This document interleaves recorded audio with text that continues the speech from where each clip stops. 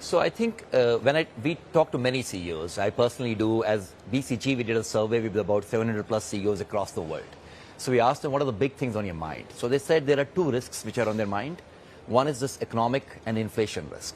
So everybody is worried about rising interest rates and what does that do for the business, because we've been used to a world with low interest rates for a very long period of time.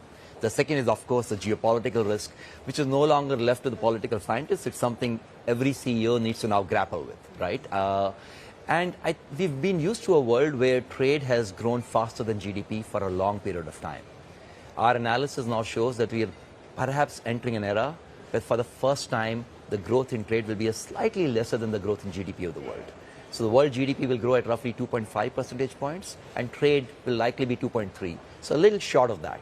And what that does is, that's one set of things. The other set of things is big changes happening around us.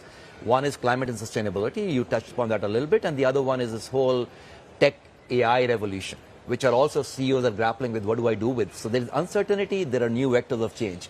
That's the milieu people are participating in.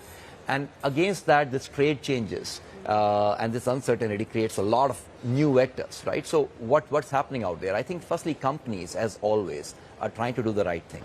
They're trying to diversify their supply chains. They're trying to de-risk themselves in that fashion. They're trying to do scenario planning.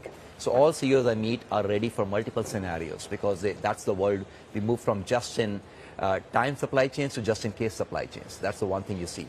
Particularly, you called out the Southeast Asia or ASEAN nations. I think there's big change in trade flows happening across the world.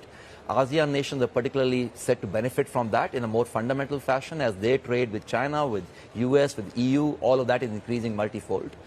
In some particularly core technologies, every country is wanting to get more and more stronger at it, right? I mean, semiconductors are the new oil and everybody wants to get stronger at that sector.